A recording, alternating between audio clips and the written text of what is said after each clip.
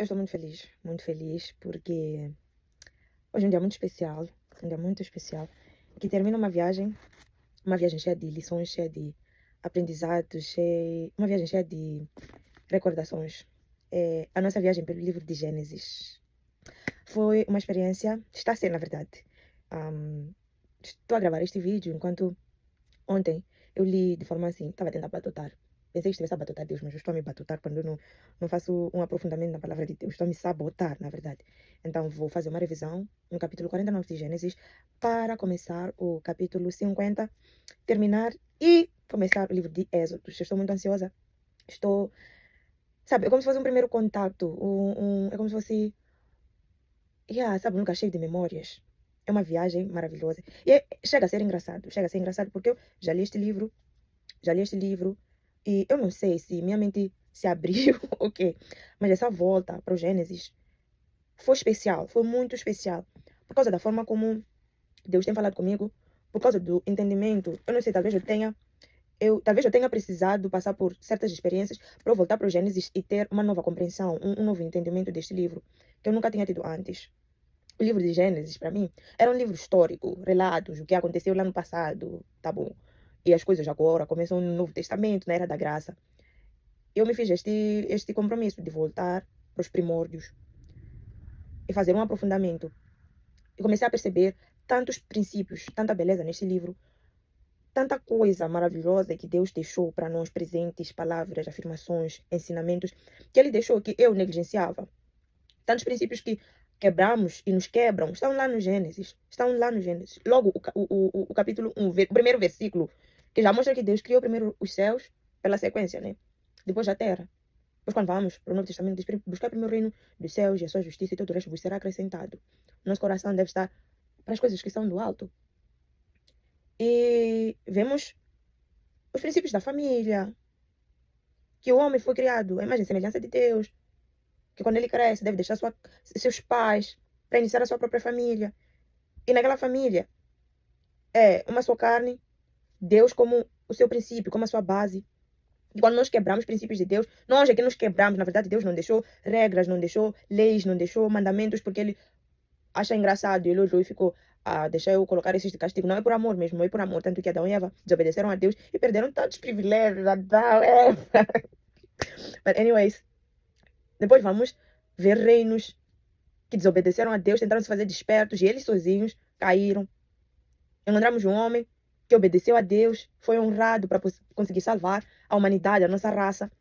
E agora estava neste conflito. Porque eu costumo dizer, né, que Abraão é fundador da fé, é dono da fé, é quem inventou, né? Brincadeira, são memes, vocês Bíblia tem muitos memes.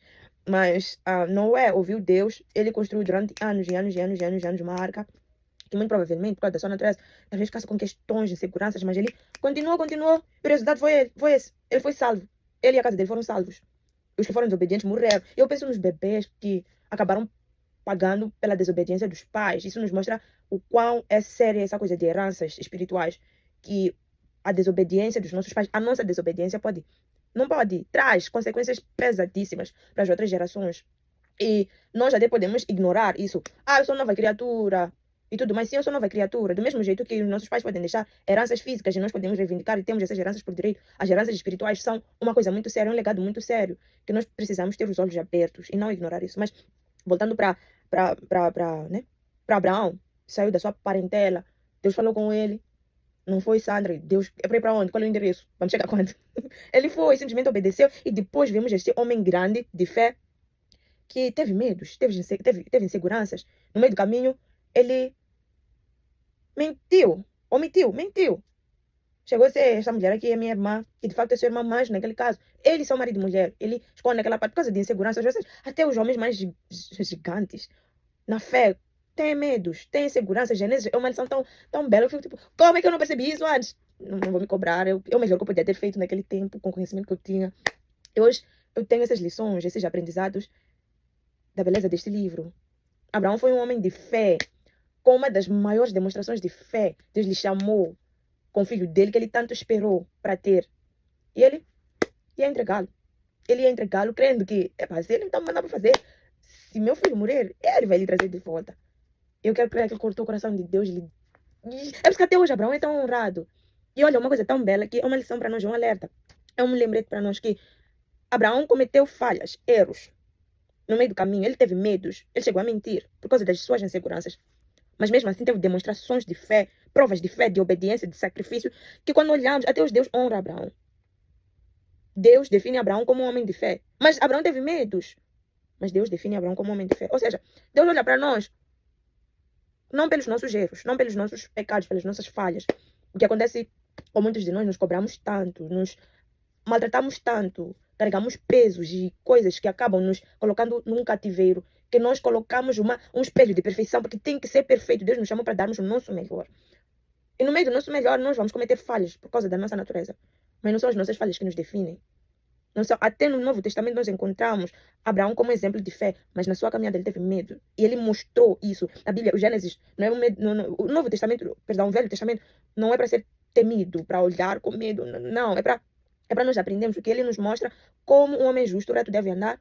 E aquilo que nós não devemos fazer. Ou seja, existem erros aqui que é para nós lições, é para nós aprendermos com os erros dos outros, para nós não precisarmos passar por aqueles erros, até nós aprendemos as nossas lições. Abraão é definido como o pai da fé, fundador da fé. E mesmo assim, ele teve medo. Tu não precisas ser perfeito, porque Deus sabe que você não é perfeito. Tu só precisas te apresentar com... fazer o teu melhor. Fazer o teu melhor, te apresentares com sinceridade, mostrar, te entregares. Abraão errou, mas depois de errar ele ficou lá a se maltratar. Não. Ele não ficou, Senhor, eu menti. Olha, eu falei com esses reis, eu menti para esses reis que na verdade são gentios. Deixa eu ficar aqui. Não, ele continuou a caminhada, continuou a caminhada. E voltou a errar, mas continuou a caminhada. É sobre isso, é sobre continuar a caminhada, continuar a caminhada. Depois veio Isaac. Isaac também caiu. Vocês, heranças existem. Isaac voltou a cometer o erro que o pai cometeu. Lhe repreenderam. Depois vieram os seus filhos, Esaú, Jacó. Jacó errou, mas Deus cortou suas promessas por causa dos erros de Jacó. Não. Não estou aqui a querer pregar que, você tem... Não, nós temos que nos apresentar com arrependimento. Sermos pessoas que recebem repreensão da parte de Deus, que aprendem, mudam os seus caminhos para andarem em justiça. Pessoas que apresentam, se esforçam para apresentar o seu melhor para Deus. O teu melhor pode não ser o mesmo todos os dias, mas temos que nos levantar, continuar a caminhada. É sobre continuar a caminhada. E nós continuamos a caminhada quando conhecemos a nossa identidade, quando sabemos que nós somos filhos amados de Deus. Você errou. Deus, quando fala de ti, não fala, fulano de xixi, ladrão. Não. E por favor, compreenda isso. Eu não estou a dizer fiquem nos seus erros, se contentem, conformem-se com os pecados. Não, temos que apresentar temos que apresentar o nosso melhor. Temos que nos esforçar para apresentar o nosso melhor. Temos que andar a apresentar o nosso melhor diante de Deus. E é isso que vai nos fazer permanecer na presença de Deus.